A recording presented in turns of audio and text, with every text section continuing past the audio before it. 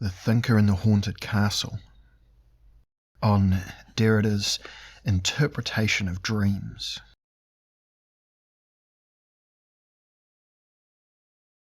Until the beginning of modernity, the classical philosopher's image included practicing his profession as a kind of ars moriendi. The conception of philosophy as an art of dying was quite influential in the older European tradition, and acknowledged to be self-evident by such contrasting figures as Plato, the founder of philosophy Morde Academico, and Montaigne, the father of the anti-philosophical essay. The early Heidegger still unmistakably belongs to this line when he links resolutely reflective Dasein to an act that he called running ahead to one's own death. Yet, quote-unquote, being toward death, as he described it under the shadow of two world wars, ended up amounting to nothing more than the bleak acceptance of an ultimate fate. In this regard, classical philosophy can be called an unarmed heroism. The hero, whether heading into some military battlefield or that of finitude in general, is always someone who has affirmed his end in advance and without reservations.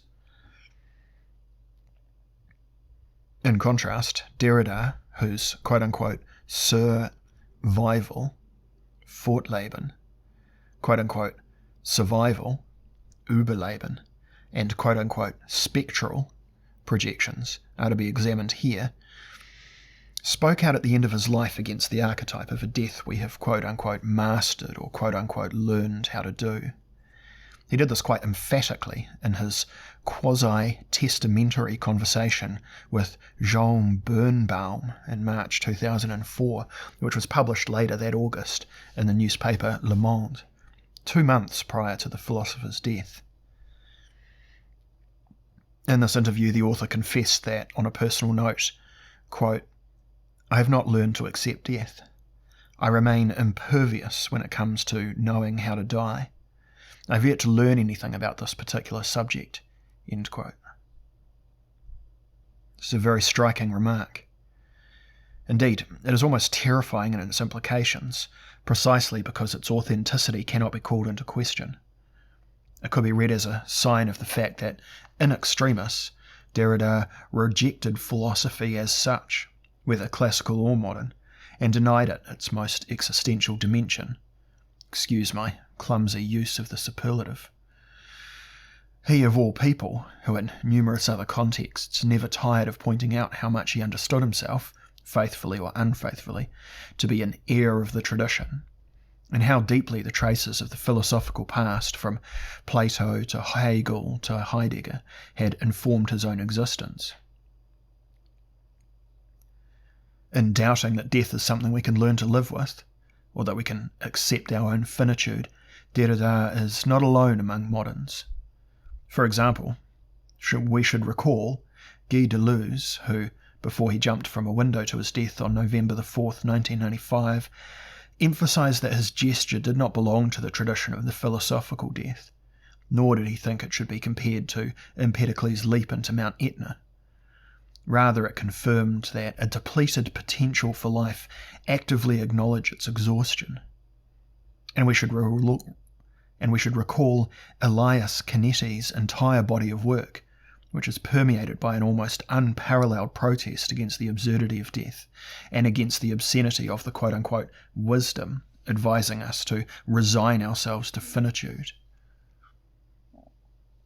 Derrida's rejection of wisdom had long been observable in this theoretical activity, particularly in his metapsychological meditations on the difference between mourning and melancholy.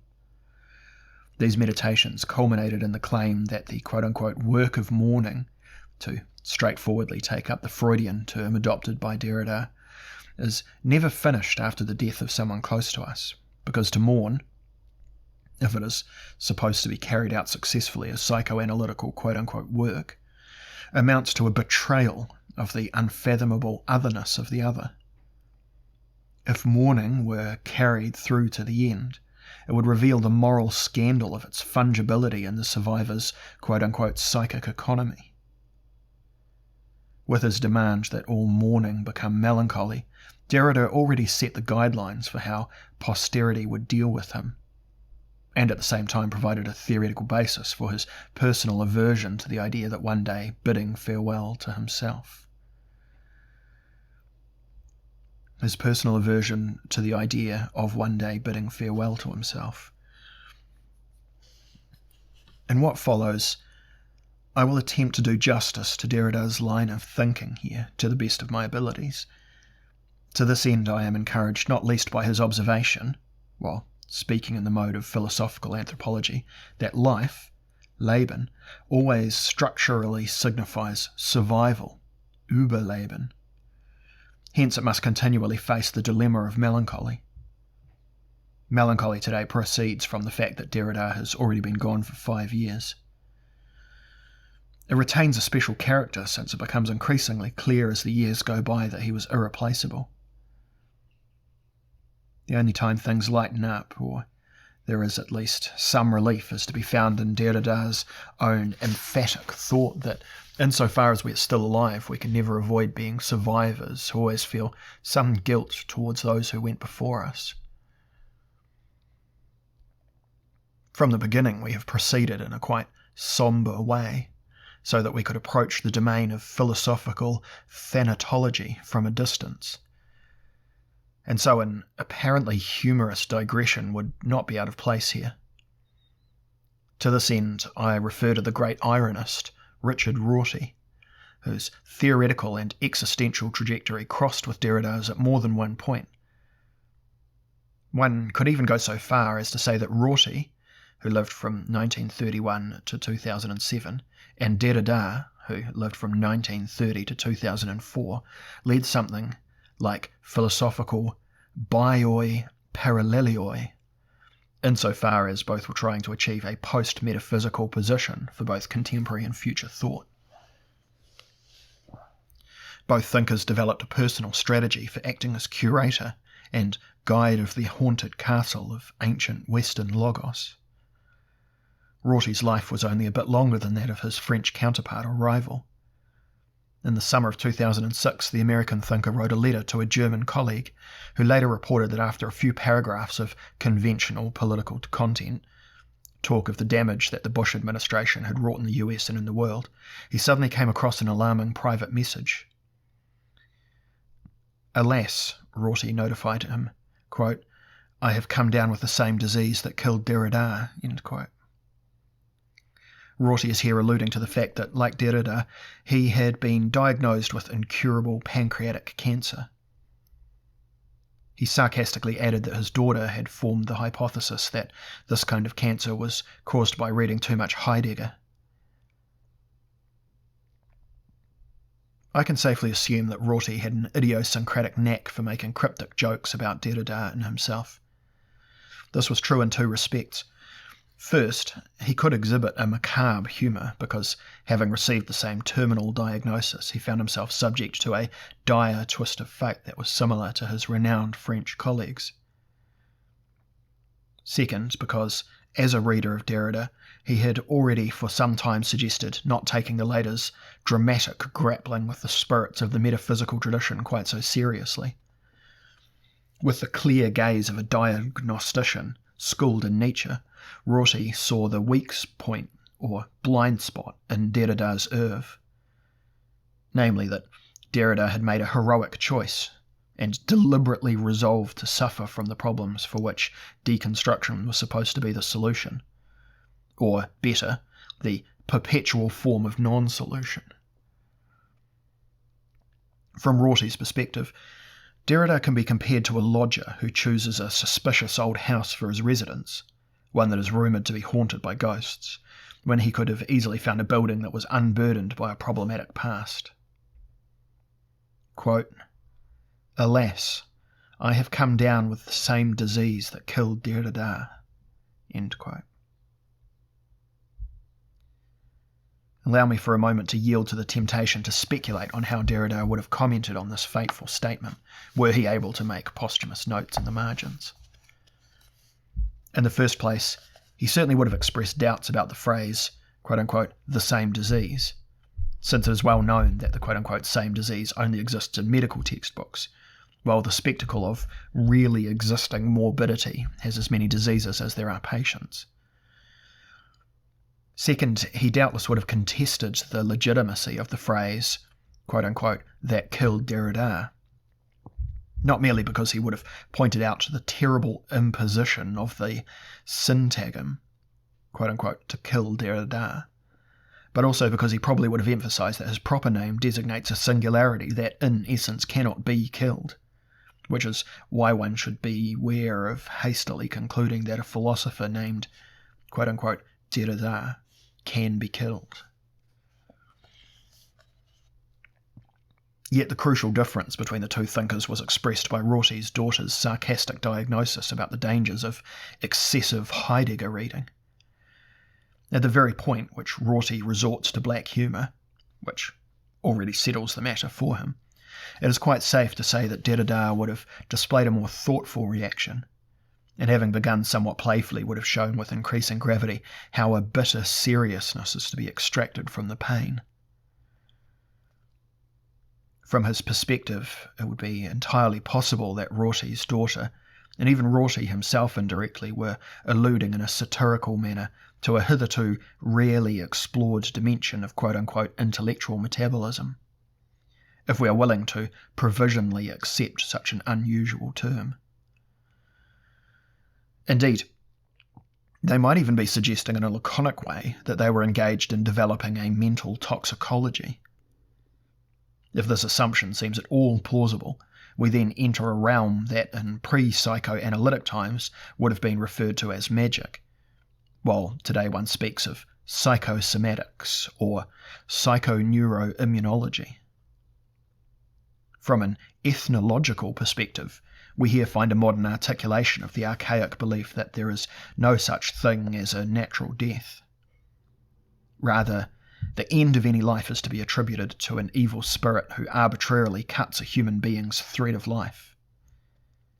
Every death would be a work of something malicious, of a curse, or a poison that is administered. In this case of a philosophical poison from a suspect German apothecary, from a true devil's workshop that obtains its lethal ingredients from afar and is associated with the ancient Platonic pharmacy. There is something to this interpretation, even if it might seem at first sight to be more of a surrealist response than an intellectual one. To its credit, it takes seriously the idea that reading is a kind of metabolism. Philosophical reading, indeed, reading in general, would thus be interpreted as an act of assimilation. And we all know that assimilation of what is indigestible can sometimes have dramatic consequences. The risks and side effects of such mental processes are hence emphasised with an unprecedented explicitness. Indeed, the entire organismic and psychosomatic apparatus that, since Schelling, Schopenhauer, Eduard von Hartmann, and Freud, has been called the unconscious, would accordingly be depicted as a nervous stomach or a Baroque digestive system, in which dangerous transformations occur unbeknown to their subjects. This digestive system forms a crypt full of engrams or neural deposits that are associated with only a small part of the discursive dimension of a person's memory, but which for the most part remain unable to be represented, and yet at the same time have quite an influence on the manifest behaviour of human beings. In light of such quasi-psychoanalytical, or better, psychotoxicological considerations, intellectual life as a whole turns out to be a subtle metabolic drama. There would thus no longer be any thought process that was not involved in a permanent and relentless struggle between the administration of poisons and antidotes. I probably don't need to emphasise here that such conjectures are more closer to Derrida's line of thinking than Rortian irony. Before Derrida, no one so consistently advocated the thesis that assimilation is not innocent, and thus also that reproduction and proliferation of earlier impressions is never innocent. Wherever traces remain embedded in material bearers, whether the latter are alive or dead, made out of stone or nervous systems, written on paper or carved into skin, the unity of poison and its administration is unmistakable. According to Derrida, deconstruction is unavoidably and continually also a praxis of antidotes and counter-administrations, which are reactions to previous poisons and the acts of administering them. Derrida referred to the site where the interactions of poisons and antidotes, as well as the interaction of the administration of poisons and antidotes, is documented as the archive, while hinting that he was running for the office of archivist. The significance of this office could justifiably be interpreted as a democratic analogue to the Platonic fantasy of the rule of philosopher kings. In what follows, I would like to pursue this psychoanalytic or psychotoxicological line of thought a little further and discuss the question of how Derrida discovered an approach to the psychodynamics, or the semiodynamics, or the somatodynamics, respectively, of the philosophical tradition. For connoisseurs of such things, incidentally, it may be obvious that I am once again taking up, from a contemporary perspective, a question that about 20 years ago was the occasion for a conference in Paris concerning the state of the Freudian project after Lacan's death. Is there such a thing as Derridian psychoanalysis? René Major was then responsible for formulating this question, and, as we know, it led to a fierce dispute, because it was suspected of being a rhetorical question that aimed to enthrone Derrida as a guru of the post-Lacanian scene. My response to this question is no secret, both in the earlier context and today. A few years after the thinker's death, it is emphatically affirmative. I would go so far as to claim that Viennese psychoanalysis was but a particular instance of something universal, which Derrida thematized as a mostly neglected sphere of psychosemiotic processes, where the mechanical and the organic merge into each other. He thus offered a few prescient suggestions for a response to the question of how psychological iteration is to be thought of over the course of successive ages and generations. In so doing, he indirectly contributed to the solution of the greatest of all problems of cultural theory. How are we to understand the phenomenon of a civilization that is able to regenerate itself by learning? This problem seems even more difficult when we recognise that the tradition inherited from all dead generations, really, and quite literally weighs like a nightmare on the brains of the living. As Marx put it in 1852 in his great essay on the situation in France after the coup d'etat of Napoleon III.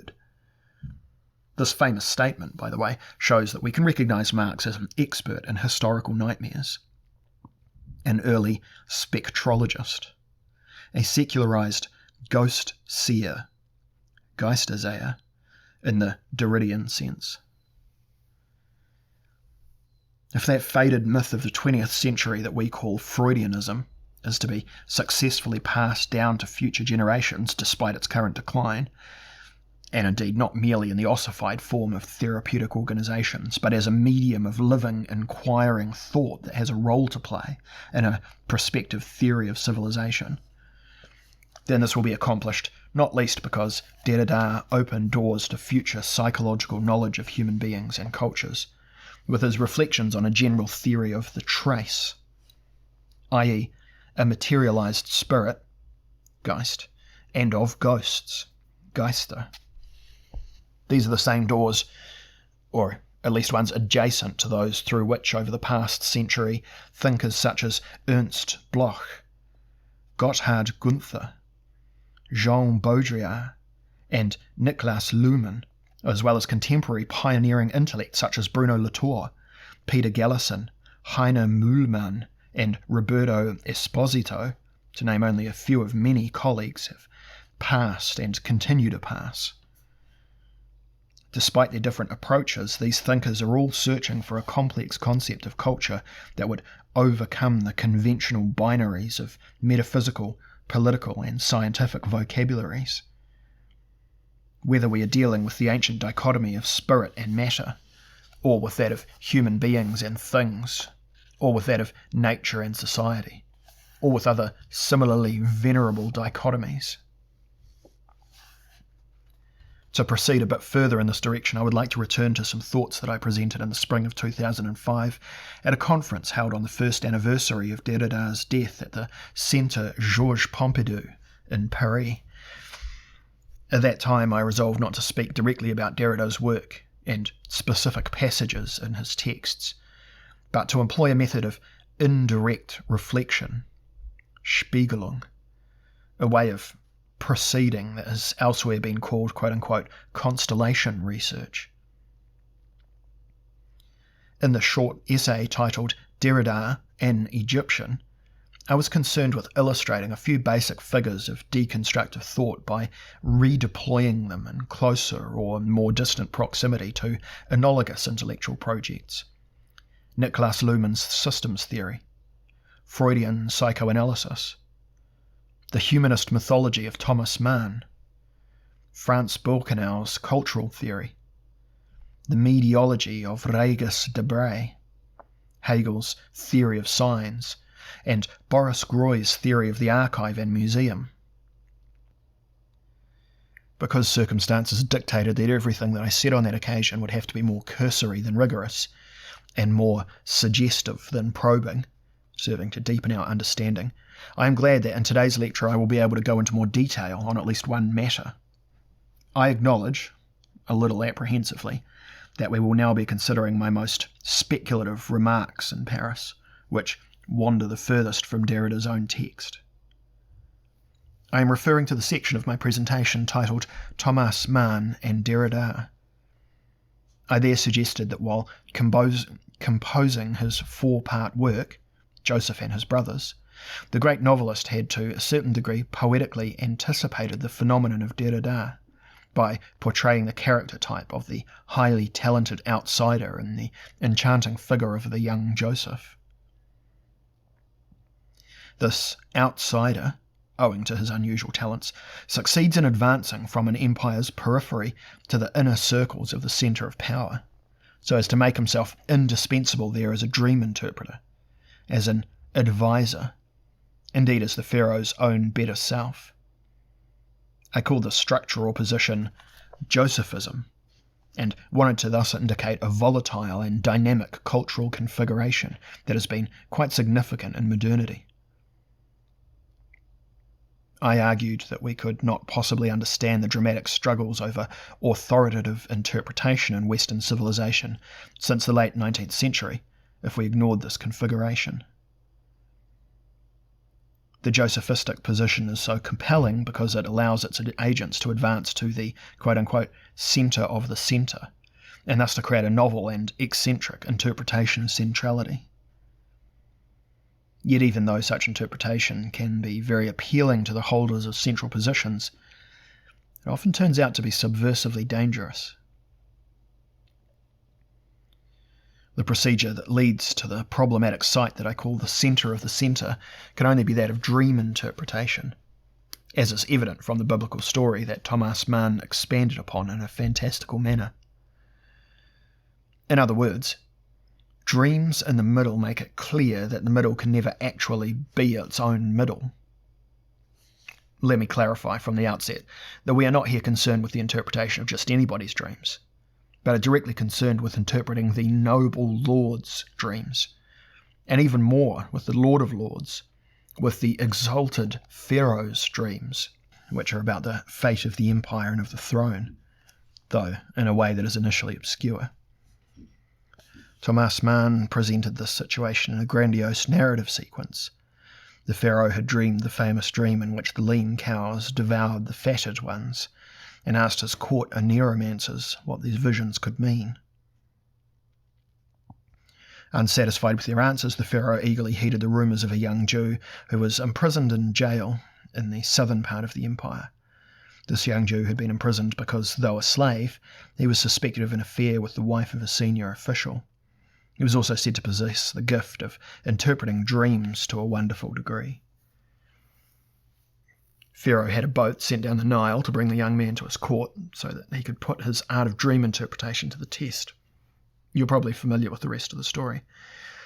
What might be less well known is the fact that many hermeneuticians who interpret great texts have since been haunted by their own dream, one that always requires interpretation.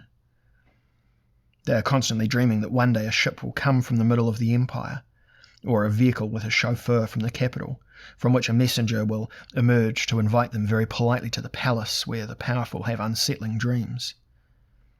However, since the second-order dream has yet to be adequately understood, let alone ever fulfilled, later dream interpreters felt compelled, in the absence of a formal invitation, to head at their own expense from the periphery into big cities, so as to wait for an opportunity there.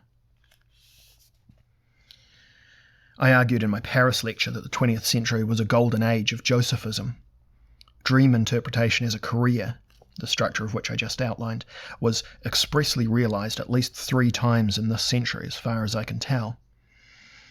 It happened for the first time before the First World War, when Sigmund Freud, who, although born in a province, had spent his youth in Vienna, set himself the task of interpreting the dreams of his contemporaries, even if these were not directly the dreams of the Emperor Franz Joseph, under whose rule the bold new hermeneutician lived for several decades.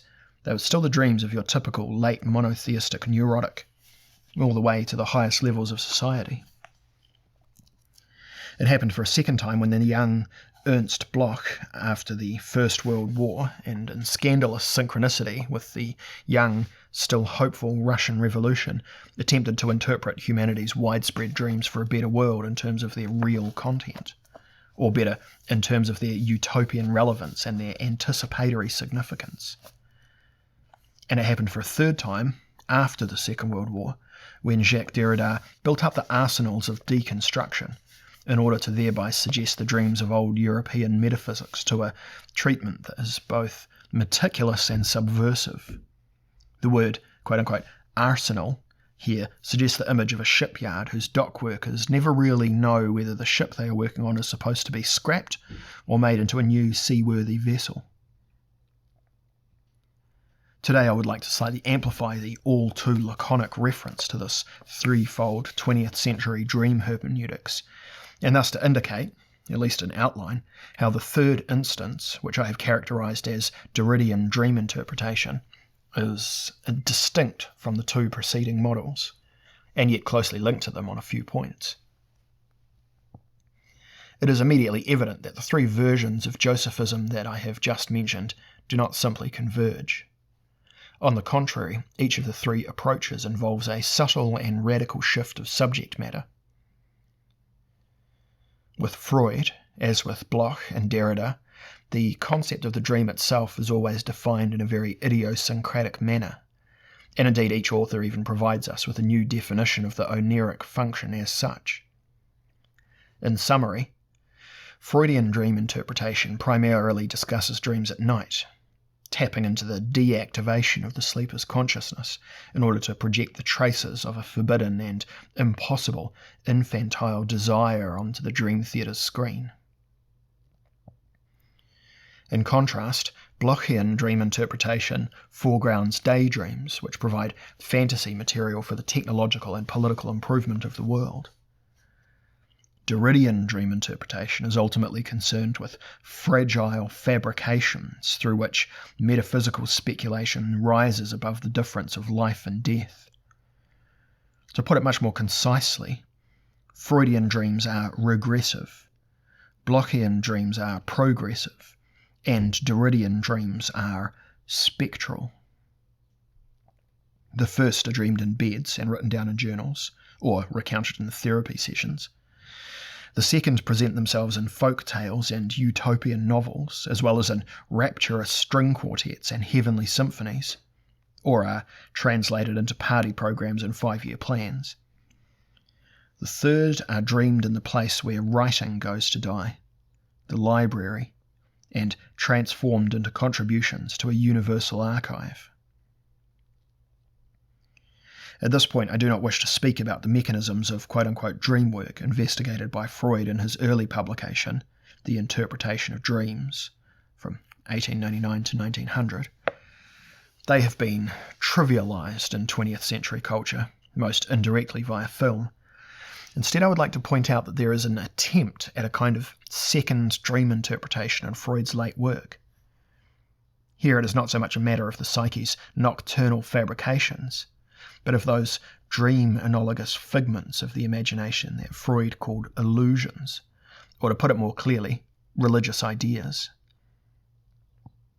In fact, with the expansion of psychoanalysis into a multinational therapeutic movement, its founder inevitably turned his attention to manifestations of collective consciousness, or cultural phantasms. Freud was aware of which approach he should avoid at all costs, thanks to the work of his dissident colleague, Jung, and was thus inclined to adopt another approach to the sources of the religious dream. He could not escape into the psycho-ontological mode of thought that characterized Jung's problematic doctrine of archetypes, but had to remain faithful to the discrete genetic methods that were distinctive of psychoanalytic procedures in the Viennese school. It is testimony to the sublime impartiality of the later Freud that, in his attempt at a second interpretation of dreams, I will use this term for the time being, he did not adhere rigidly to the parameters of earlier theorizing, but made a fresh start so that he could do justice to the phenomena before his eyes. While most theoreticians are hypnotized by their own ideas, and thus satisfy the precondition for self-repetition, which the contemporary world construes as their quote-unquote system or trademark, Freud was wide awake, enough to occasionally see through the veil of his own conceptual terminology. This allowed him to approach and reformulate phenomena that had not been treated adequately with his earlier concepts. In terms of the dynamic of the religious formation of illusions, we might say that he put his own libido dogma to one side for the moment, and developed a proposal for the interpretation of religious matters with a completely different orientation that was to some degree extra psychoanalytic. In The Future of an Illusion, from 1927, we find his hypothesis that, quote, religious ideas have arisen from the same need as have all other achievements of civilization, from the necessity of defending oneself against the crushingly superior force of nature, end quote. Just after this we read of, quote, the urge to rectify the shortcomings of civilization that made themselves painfully felt, end quote. We thus see how effortlessly Freud transitions from a theory of desire to a theory of compensation. The famous transformation of the human being into a kind of prosthetic god is to be found here, something more reminiscent of Herder, Adler and Galen than of his earlier writings. In my view, this manoeuvre indicates that Freud was on his way to an early form of general immunology. As I tried to show in my Spheres project, and in a few other works, immunology allows us to reformulate the entire field of metaphysics, religious studies, cultural theory and therapeutics in a compellingly intercultural and progressively civilizing way. If it is indeed true that all achievements of civilization, including religions, stem from motivations to protect and resist, as Freud puts in the passage cited above, or, in my terminology, that they primarily arise from the immunitary imperative, then a new page has been turned in the book of psychoanalytic cultural theory. To be sure, Freud stuck with his approach in interpreting phenomena genetically, from out of infantilism, yet we are no longer dealing with the precedents of the child's libido, which formed the indelible seal of classical psychoanalysis. Rather, the pressing demand for a power that can protect against unbearable risks to existence now becomes prominent.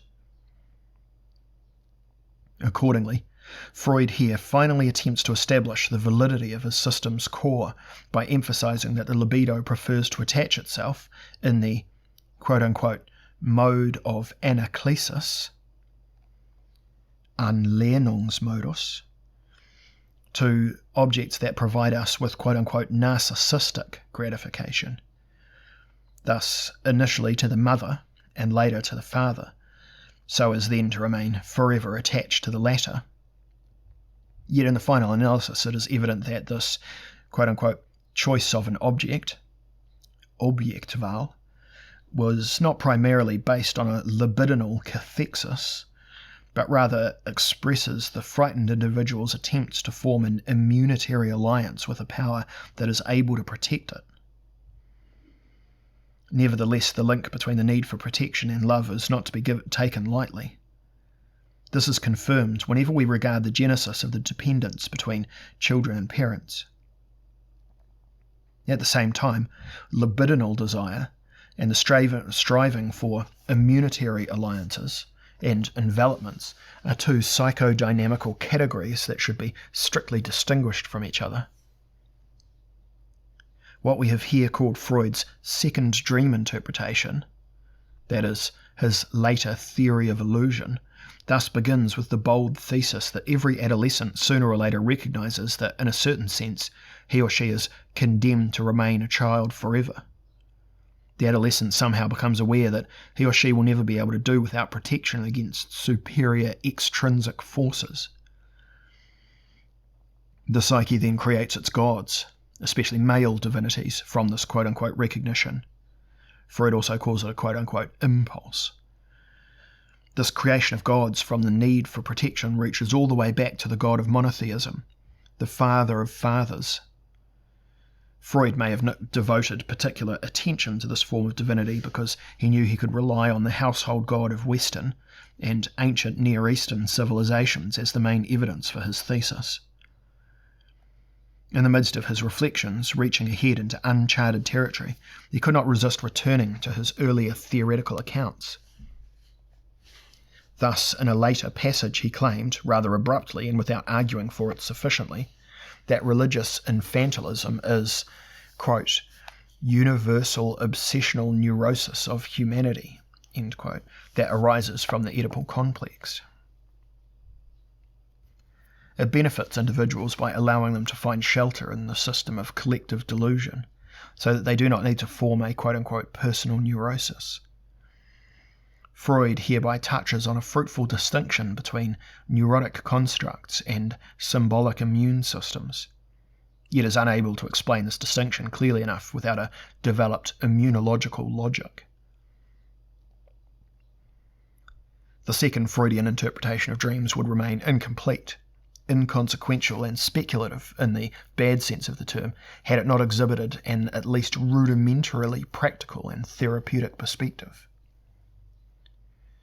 In this regard, the older Freud to some extent broke new ground by discreetly intimating that when we are faced with perpetual infantilism, becoming an adult is ultimately all that can help us.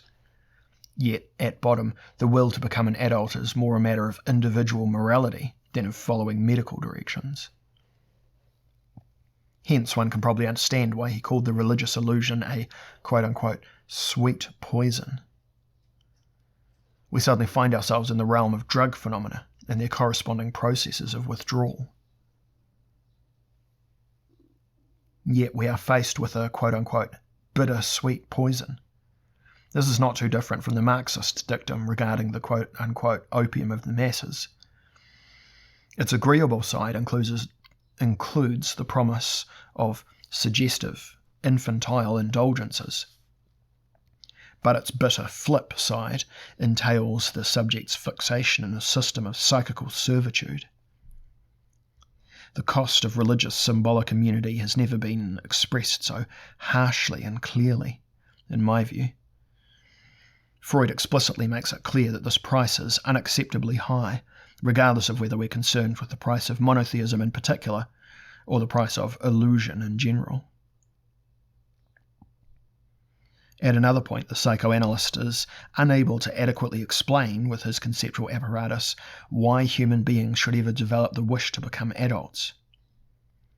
By focusing his attention on homo libidinosus, the human being as a desiring creature, or in any case a creature motivated by fear, he remains unable to explain why that same human being sometimes straightens up, develops a firm sense of pride, and opposes its fate, regardless of whether this manifests itself in everyday acts of courage or in great moments of amor fati.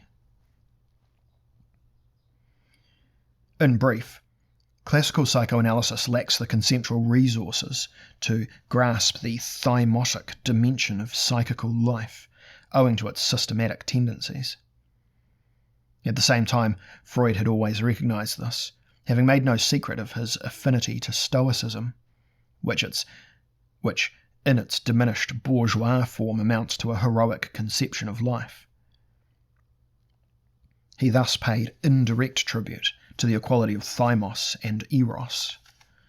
The consequences of this hardly need to be explicitly spelled out. Psychoanalysis is only apparently a medical procedure, or one of the healing arts. In reality, it offers a way to develop adults.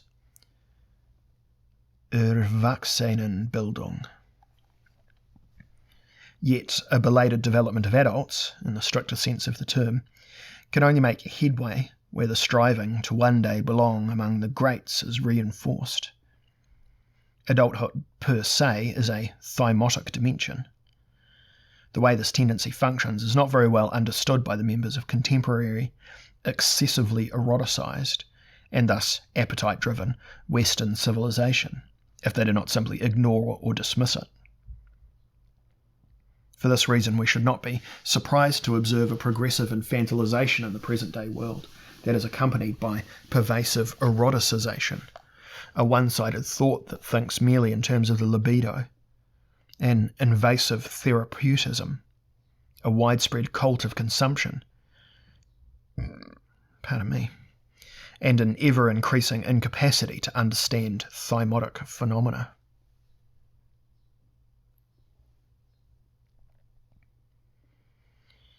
The second Josephistic phenomenon on a grand scale was to be observed in the early 20th century, when the young Ernst Bloch, born in 1885 as the son of petty bourgeois Jewish parents in the southwestern province of Germany, conceived the outlines of his sprawling philosophical oeuvre while in exile in Switzerland during the First World War. The author later remarked that his early work, The Spirit of Utopia, from 1918, revised in 1923, had been a test, a mere probing of its content. It represented a work of anticipation and a piece of quote-unquote revolutionary gnosis. That is, a sign that the most radical knowledge of the soul goes hand in hand with the most radical dissatisfaction with the world hitherto. Bloch's interpretation of dreams goes far beyond that of psychoanalysis, because it's not content to interpret the nocturnal, physiological, psychological fabrications of bourgeois wives and senior civil servants. Bloch's Josephistic operations begins by immediately marching to the political, indeed to the cosmic centre.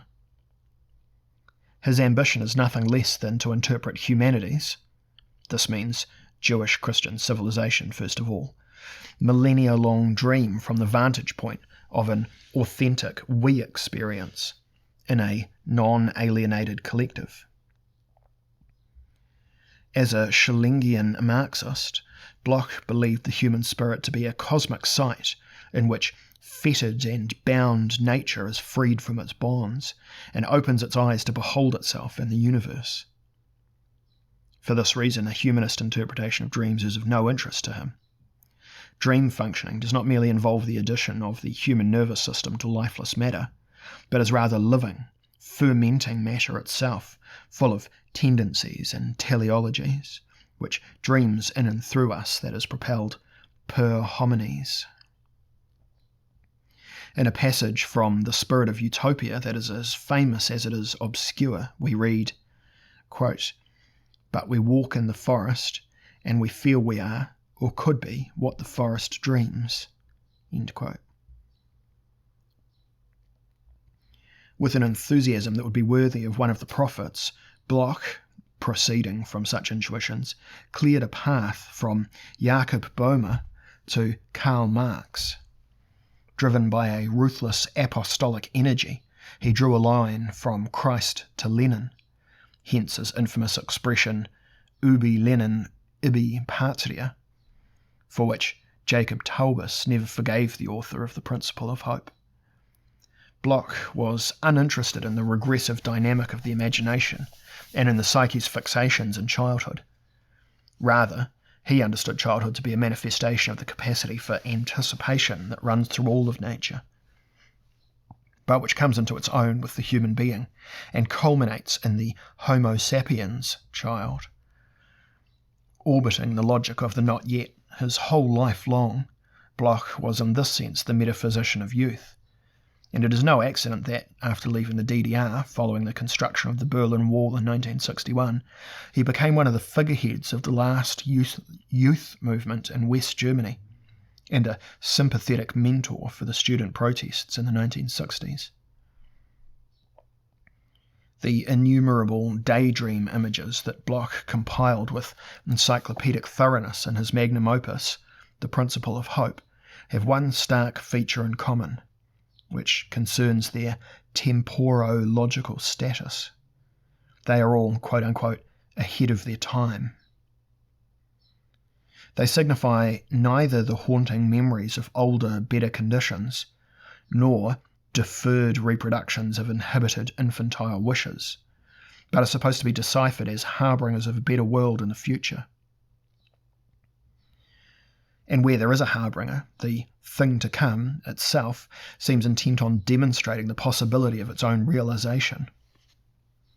If a marked attention to various kinds of haunting phenomena can be observed in Bloch, it is obvious that he is less interested in what haunts us afterwards than he is in what haunts us in advance. Bloch encapsulates such phenomena with the term Vorschein, translate pre-appearance. This term brings to light an unusual, even paradoxical concept of the trace. Things in the future have the ability to symbolically manifest themselves in advance, as though that which has not yet existed could already leave behind footprints in the present. The better world is already here right now, as Advent and Friendly Ghost. Bloch had to devote great energy to create a novel futuristic philosophy of nature so that he could lend plausibility to such seemingly outlandish claims.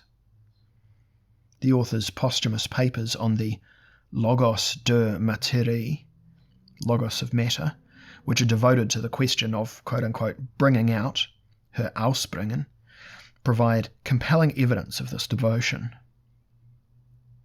In these papers, Bloch demonstrates the manner in which the not yet can latently be at work in the already now, and indeed in the mode of an active latency that can cast its quote-unquote shadows, or better, its forelight ahead. Ever since, philosophy has been foresight in the forelight.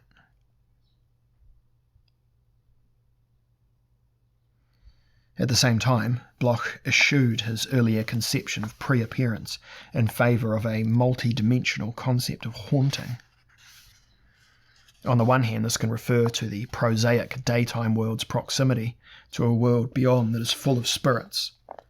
The young socialist Bloch had no problem in speaking of metempsychosis, since he already understood early on that the spirit of utopia can only be vindicated if there is a principle that allows mortals to circumvent death, which is the absolute anti-utopian authority for non-believers. For him, as for Hegel, haunting also signifies the subject's vain attempt to revolve within its own interiority, to stabilize itself in itself. It thereby experiences its own emptiness and continually slips away from itself, just as a ghost suddenly vanishes as soon as daylight reaches it. Lastly, Bloch recognizes a third shading of the ghostly, viz. As repercussion of capitalist abstraction and the fetishism of money. On this point, his reflections are not all that different from Alfred Sonnrethel's speculations on what the latter called real abstraction, which became prominent a few decades ago due to their influence on Adorno's work, only to fall back into present-day oblivion. The effusive crudeness of Bloch's political ontology was always evident to his readers. On the one hand, it evoked a Gothic empire, and on the other hand, had no problem defending the Stalinist regime of terror, its show trials, and the absurd theatre of lies supposedly necessarily, quote-unquote, realise the great thoughts of communism. This enthusiastic Grobianism is without doubt the direct result of a Josephism inclined towards revolution, which the new interpreter of dreams wanted to use to directly intervene in the global political centre of meaning in his time, the program of the Russian Revolution. If Freud hesitated to interpret the dreams of the ageing lord of Schönbrunn Palace, even though he knew something of them, Bloch was resolutely determined not only to interpret the thoughts of Lenin and Stalin, something that other communist intellectuals such as Lukács and Kohev likewise wanted to do. He first wished to teach the revolution itself and its leaders the right way to dream. He provided a spiritual superstructure for the crude implementation of the Red Terror by arguing that vulgar materialist Marxism needed to be enhanced with a metaphysical dimension, something that sounded plausible at the time. Hence he was an interpreter of dreams who also wished instantly to become a dream teacher, something we can see at work in each 20th century praxis of dream interpretation. Evidently, the psyches of clients who are ready for treatment easily pick up on the categories of their therapists, and in short time begin to dream in the style of their respective school. While Bloch championed the daydream of a better world, he simultaneously turned into a bold advocate of illusion by claiming that a kernel of truth could be extracted from even the most aberrant visions of a better world. This kernel of truth could be called utopian, in the good sense of the term, while the regressive remainder of such aberrant visions would have to be strictly eliminated. In sum, we can clearly identify a series of motifs in Bloch's work that recur in Derrida in an entirely different register and with different tendencies, under completely different auspices when viewed on the whole. The theme of the trace, the figure of the haunting spectre, the logic of deferral, the concept of messianism within or beyond Judaism, the thought of a fullness of self-possession perpetually to come, or even impossible, and so forth. In the case of this last motif, we would have to show how Bloch's approach is diametrically opposed to his latter colleague, and closely akin for precisely this reason. In a typical, or perhaps telltale, passage, Bloch notes, quote, "The final will is that to be truly present. Man wants at last to enter into the here and now as himself, wants to enter his full life without postponement and distance." End quote. If, quote-unquote, man wants such a thing, then it is precisely because he is always already pervaded by the precedents of deferral, of distance, of the not here and the not now. It's obvious that Derrida would have disagreed with the author of such a statement.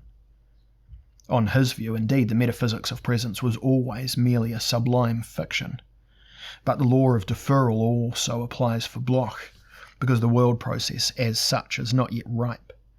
The world's maturation as a whole remains something that for the time being is merely to be posited, and helped along with technological resources, political measures, not least with philosophical explanations and evocations. Bloch would emphasize that virtually all human reflection is determined by the postponement of the quote-unquote authentic. Indeed, in this regard, the misery of the conditio humana, as St. Paul already articulated, and that Rilke still lamented in the Duino Elegies, has already shown us that we are not capable of presence, neither by thinking nor by living, neither in the sense that we would fully exist in being, nor in the sense that being would fully exist in us. For now, full presence is no real option for mortal beings. Moreover, Bloch would also define life, Leben, as survival, Überleben. In a dramatic passage from The Spirit of Utopia, he asks, quote, "Who, or what, lives life as a whole life, as the broad, historical life granted to humanity as a whole?" End quote. According to Bloch, reference to the archive does not provide a convincing response, since actual traditions are easily broken, and after a little while end up completely incomprehensible. Bloch chooses a quite drastic example. The score of Beethoven's Ninth Symphony will one day be as lifeless and incomprehensible to a later culture, quote, as the Inca's knotted script, end quote. The guarantee of survival can only be found in the principle of hope, and its bearer, quote-unquote, forward-moving matter, not in an archive, however extensive it may be. The contrast between Bloch's and Derrida's temperaments is informative, because it allows us to bring to light an aspect of philosophical psychodynamics that has rarely been explicitly noticed, one that is at the same time significant for the philosophical analysis of typological questions. If Bloch and Derrida shared a common interest in quite a number of motifs, and elaborated these motifs in idiosyncratic ways, the enthusiast Bloch and the melancholic Derrida have irreconcilably antithetical basic outlooks. I do not know if Derrida ever read the letters of the young Bloch, or indeed if he was closely acquainted with the work of his Antipode at all. It would be fascinating to imagine the deconstructionist's commentary on a passage from one of Bloch's letters to the latter's young friend, Georg Lukács, in 1912. Quote, "I am the Paraclete, and the people to whom I am sent will experience and understand the God who returns home in themselves." End quote. Comparison with Bloch's robust messianic mania clarifies a rather significant moment in Derrida's later work, one of the most remarkable and at the same time most poignant. How he worked his way from a fundamentally melancholic position to one that offered an approach to messianism. In closing, I would like to offer a few remarks on what I call to the third Josephistic offensive of the 20th century. I am suggesting that we understand Derridian deconstruction as a kind of dream interpretation, and only time will tell whether it suffers the same fate as its predecessors. Trivialization, in the case of Freud, becoming obsolete in Bloch's case. Even the most recent version of Josephism inevitably results in political interpretation of dreams. To put it more precisely, it results in a skeptical distance from every political ontology. Or, in other words, it results in a dream analysis of the kind of dreams that imperial powers are used to dreaming about themselves. Derrida goes beyond Bloch's dream hermeneutical approach by sublating the dichotomy between nocturnal dreams and daydreams into a higher-order conception of the dream. This mainly occurs through his suspension of the boundaries between thinking and dreaming, or through his postulation of a reciprocal porousness between the two mental activities. Recent scholarly literature has particularly profited from this move by making a virtue of the removal of strict boundaries between thinking and dreaming. Pardon me. Or the removal of, or in general from that between argument and fiction, in order to blur the genre boundaries between philosophy and literature. At first glance, it might appear as though Derrida is initially merely concerned with a version of what in France was called the quote-unquote return to Freud, which as a rule meant the license to transform the Viennese master's ideas until they were unrecognisable. In reality, Derrida thought through the assumptions on which classical psychoanalysis rested, none of which he would endorse any longer, as he remarked in a conversation near the end of his life with Elizabeth Rudinesco, and furthered them, translating them into a philosophical or semiodynamic register. What I am here calling, quote-unquote, semiodynamics is a concept that helps to translate the worn-out idea of quote-unquote tradition into more precise, more dramatic, and, why not, into quote-unquote more uncanny, unheimliche categories. With this concept, we can show how everything hinges on phenomena that play a role in the formation of so-called quote-unquote cultures. These phenomena perpetually concern the assimilation of an intellectual quote-unquote heritage. They always involve the more or less fallow-dynamic adoption of prefabricated roles and positions in the cultural field. They deal with new materializations of messages, mandates, privileges, deliveries, and missions, with the unavoidable connection to existing languages, institutions, and disciplines, and with the openness of everything just mentioned to things not yet said, to relations not yet institutionalized, and to precepts yet to be put into practice, as well as arts yet to be plied. With his contributions to the reformulation of psychoanalysis and his proposals for a general theory of the archive, Derrida belongs to a broader movement within recent and contemporary philosophy, which I characterize as the, quote, mediumistic turn of the theory of the subject, end quote.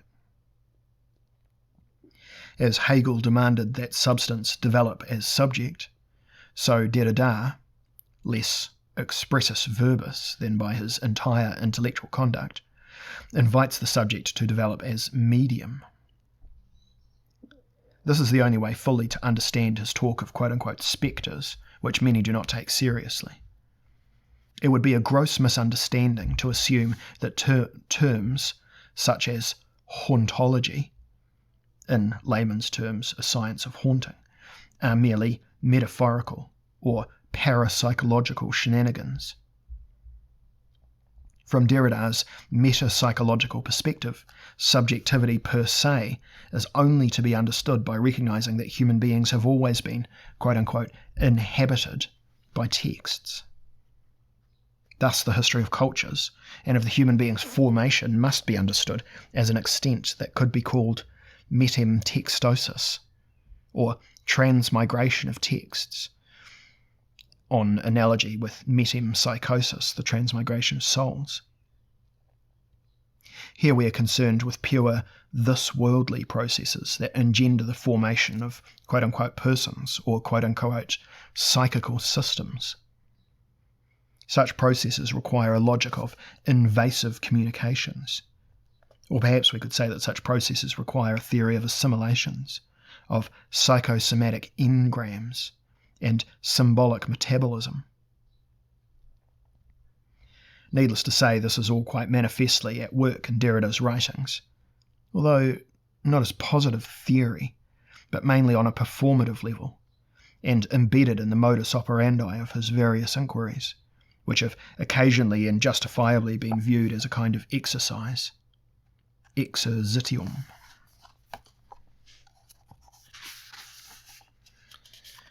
At a few points in Derrida's work, we can observe how he applied his mediumistic understanding of subjectivity to himself. Thus, at the beginning of his speech in Frankfurt, when he was awarded the Adorno Prize in 2001, he said, quote, "For decades I have heard voices in my dreams. Sometimes the voices have been friendly. Sometimes they have not been. There are voices in me." End quote. At one point, Derrida notes that the voices he hears invite him to acknowledge publicly the kinship between his own work and Adorno's. I consider this anecdote most likely to be an ad hoc device and do not believe that Derrida actually thought that he owed Adorno anything. Yet what he said is characteristic of his mode of thought. His allusion to the topos of the Socratic daimonion is unmistakable, a theme that inaugurated a tradition of philosophical mediumism in the days of the ancient academy, though this tradition was silenced by the modern quote-unquote subject philosophy ideology of self-determination, self-justification and self-fabrication, only returning to the intellectual stage via the quote-unquote philosophies of dialogue, the better media theories of the 20th century, and the philosophical reflections of psychoanalysis. At first sight, Derridian dream interpretation seems to involve a rapprochement with the positions of the early Freud, since thinking the quote-unquote trace essentially entails understanding quote-unquote dream work from its tendency toward repetition. Thus, haunting, again, seems to necessarily be a haunting afterwards. Yet it does not merely signify a return of the repressed. Rather, it indicates the return of what has been left undone and incomplete in the broadest sense of the term. This is hardly an innocuous thesis, because haunting and spectral beings that are bound to the past can also signify the return of illusion in the bad sense of the term. In concrete terms, they indicate an ongoing reluctance of the part of some to draw the necessary conclusions from the experiences of history, the implosion of the communist sphere in particular. Not for nothing did Derrida point out the dangers that arise from intractable, quote-unquote, Marxist identities in one of his most important political texts, Spectres of Marx, 1993, as well as in his response to the critics of this book, which was published under the ironic title Marx and Sons. To recapitulate this thought in a psycho, quote-unquote, spectrological register, Derrida's spectres, like the spectres of post-communism on the whole, are essentially loser ghosts. They mostly manifest themselves in a melancholy.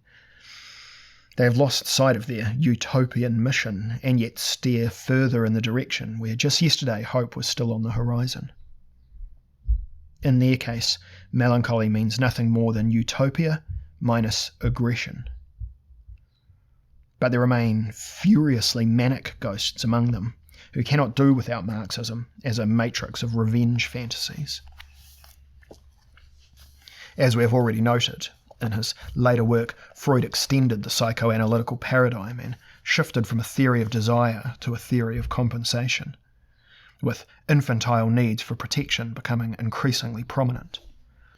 In a comparable way, Derrida ultimately came to regard the philosophical dream of a knowledge fully present to itself as a compensatory phenomenon.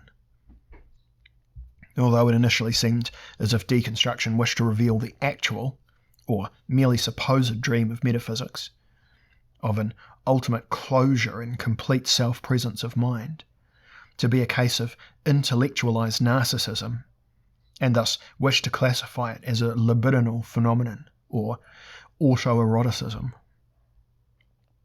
Derrida in fact shows that the dreams of metaphysics are uneasy fabrications that do not actually evince the self-enjoyment of knowledge or power, but are manifestations of an overarching self-concern, and of a concern for the structures of the world and of knowledge. In a word, they represent compensatory phenomena that defend us against the dangers of ignorance and confusion. I consider this to be an indication that Derrida, as an interpreter of metaphysical dreams, had become increasingly convinced that such fabrications were inevitable and insurmountable, just as I am convinced that such compensatory phenomena are never fully able to believe in themselves. As I would put it, we need to discuss how the immunitary imperative becomes explicit, how each culture compels the creation and reform of, as well as instruction in, symbolic immune systems. We should note that Derrida's therapeutic approach did not aim to dissolve these phenomena. Not for nothing did he emphasise the ethically significant difference between the cautiousness of deconstruction and the destructivity of quote-unquote critique. But to warn metaphysical dreamers of the dangers of hyper-immunisation. Human beings lose reference to reality in the excessive clôture of imaginary self-presence, and under the pretext of self-preservation, end up in a vortex of self-destruction, echoing a leitmotif of the older critical theory in a foreign context. In psychological terms, this means that manias are far more dangerous than depressions. In this respect, deconstruction is always also a prophylactic against the dangers of mania. Derrida's Josephistic offensive would hardly have been able to succeed had it ended by retrospectively engaging with the metaphysical thinker's logically shrouded dream activity of the centre of the creation of power and meaning. Indeed, the aspiring dream interpreter not only wants to look down into the wells of the past and submerge himself in archetypes, he would just as much like to gaze into the future, to shape it with lucid anticipations. Just as the biblical Joseph read Pharaoh's dreams as cryptic, prophetic signs in which the future of the empire was at stake, so Derrida, the Joseph of the post-communist world, wants to integrate Marxism's haunting remainder into a new, legitimate dream function. In short, even here the dream interpreter has to admit that he is a teacher of right dreaming. On this point, Derrida was unwittingly close to Bloch, even if he was never familiar with the latter's conception of the utopian function, nor of the concept of utopia in general. For the latter Derrida, responsible dreaming for oneself and the world involves adopting a rationally filtered relation to things that have been impossible until now. In Bloch's system, this was precisely the function of the progressive daydream. At this point, our author's final intellectual adventure can be elucidated. The connection of his rational dream doctrine to the messianic tradition. As Derrida explained in the already mentioned Adorno Prize speech, quote, "The possibility of the impossible can only be dreamed. It cannot exist as something that has been dreamed." End quote. He adds that his own thought is always closer to dreaming, the impossible, than to philosophy as such, insofar as philosophy, ontology in particular, exhausts what can be said about reality. At the same time, he claims that, quote, "the impossible is the figure of reality itself," end quote. For Derrida, the mechanism that opens a window into the future is a paradoxical modal logic. The impossible determines the reality of the real. In plain talk, only the messianic event would reveal what can quote-unquote really happen in the world. The messianic dimension of the quote-unquote event that could come must be emphatically maintained, because as a burnt child of the 20th century, Derrida knows that a quote-unquote revolution that is merely resumed without allowance for the impossible would once again be nothing but another catastrophe, a monstrous bastard of the possible and the actual. Quote, "The point is not to become tired of watching over this dream while waking up," end quote. And here I apologise for my French. The same quote is given in French. I assume it's the same. "Il faudrait, tout en se révélant, continuer de veiller sur le rêve." Awful. Okay. Dreaming here means a new alignment of the relation between the actual, the possible, and the impossible. In taking up this guard duty, Derrida again shifts his position. He sometimes feels obliged to be the dreamer himself, whose dreams were the point. I'm suddenly aware I might have read that original quote wrong, even in the English. The point is to not become tired of watching over this dream while waking up. The logic of the Josephistic offensive compels him to embody the pharaoh in his own person, or better, to present a quasi-pharaonically extended self that dreams for the imperium and beyond the imperium, fully knowing that the fates of empires are decided on their peripheries and by their discontented classes. As Josephistic pharaoh, or pharaonic Joseph, he is tasked with dreaming and interpreting the great forward-looking dream.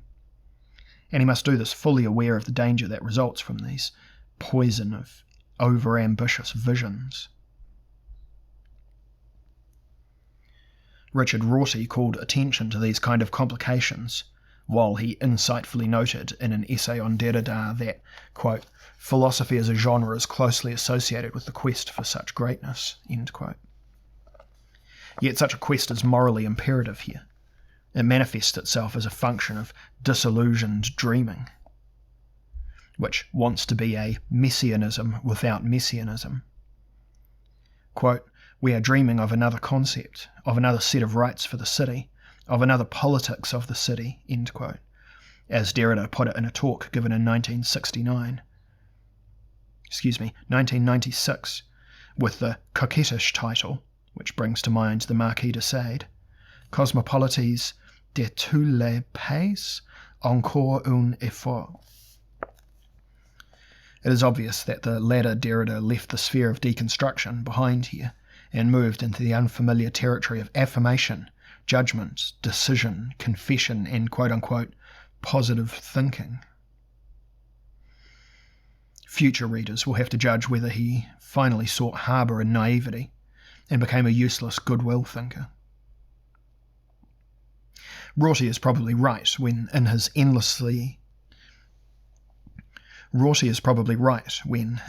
already mentioned essay he suggests an alternative to Derrida's endless and arduous deconstruction of metaphysics. But he is wrong when he claims that this alternative consists in quote-unquote circumventing metaphysics and simply doing something else, such as writing literature and engaging in union activity. A choice between deconstruction and circumvention, as Rorty puts it, it's not really possible.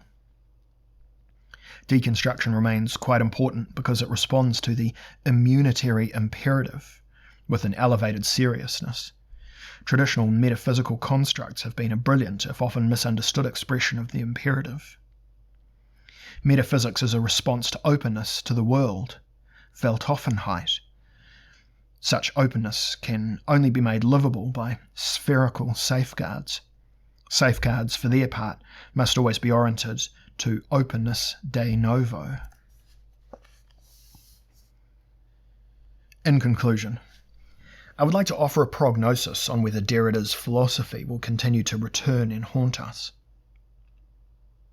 I thus proceed from the observation that in the final analysis, the great Josephists of the 20th century owe their partly abiding, and yet partly temporary success to their inventions in the basic vocabulary of Western civilization.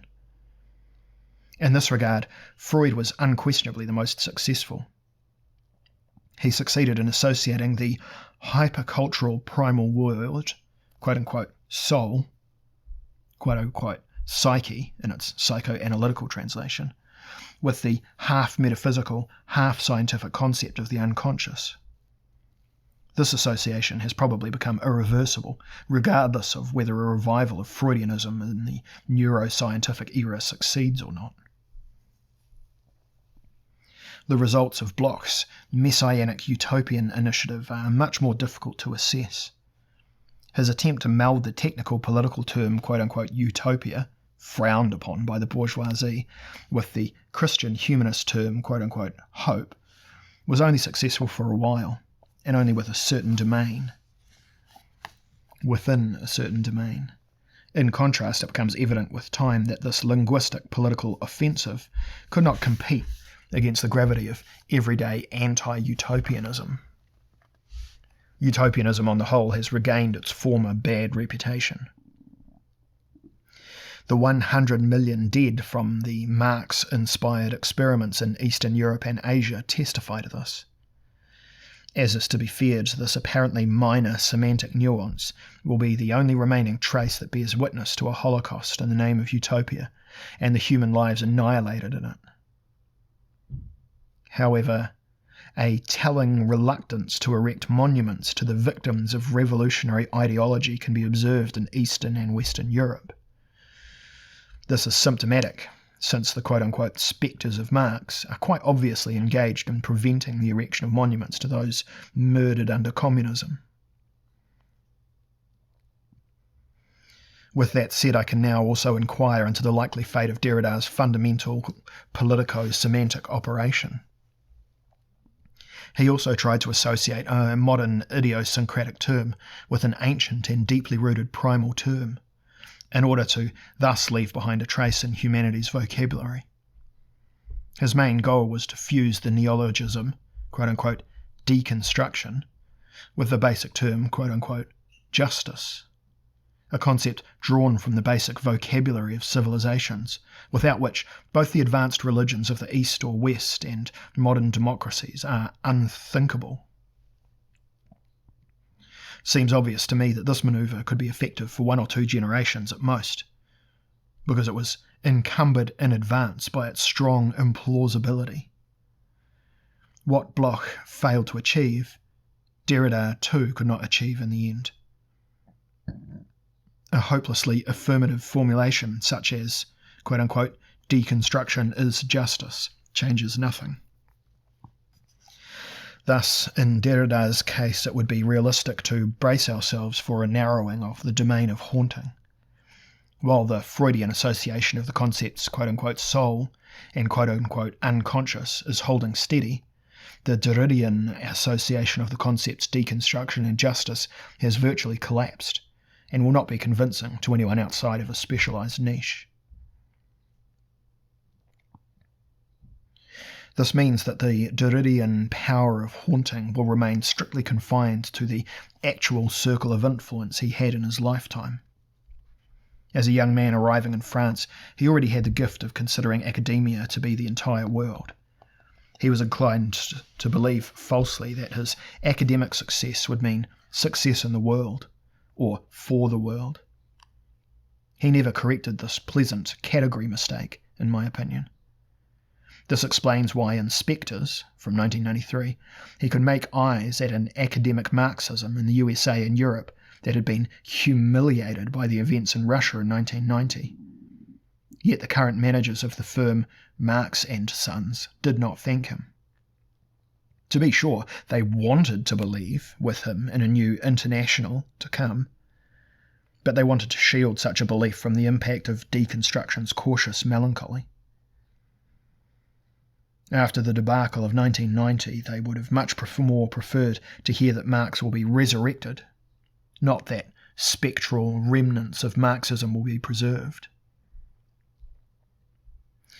With subtle irony, Derrida here touched on the difference between spectre and resurrection, which Jews and Christians were supposed to sort out more clearly in the future. In resurrection, as with spectres, something cannot die because it has unfinished business, and for this reason does not depart from the world.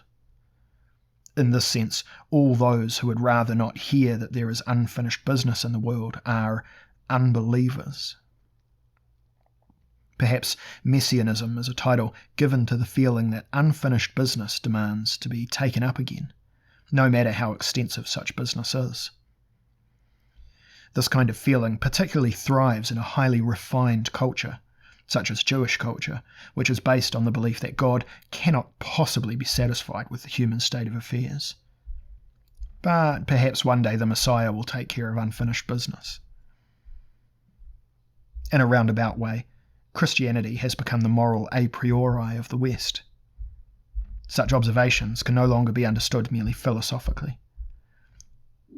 Derrida's late interest in quote-unquote religious problems, as well as his turn to fundamental juridical questions, such as problems with the death penalty, the right to asylum, or the prevention of cruelty to animals, lead us to believe that he recognised that it was necessary for philosophy to form new alliances with what is not philosophy.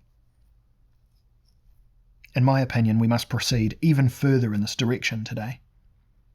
Academia will undoubtedly remain the haunted castle that Derrida's ghosts are fond of roaming. We should not hesitate to think beyond the limits of academic disciplines, thanks to his inspiration. The wide-ranging global crisis of our time should prompt philosophers who remain hidden in the bosom of universities to leave their hiding place behind. We must again take to the streets and plazas, to the pages littéraires and screens, to schools and popular festivals, if we are to make our craft, the most cheerful and melancholy craft in the world, relevant once more. When our craft is well practiced, it remains relevant, even in non-academic life. Countless people will then no longer ask so urgently what they have been asking for a long time: what exactly is a good life, an examined life? If anyone thinks that they have an answer, or if anyone wants to pose a counter question, they should now step forward and speak.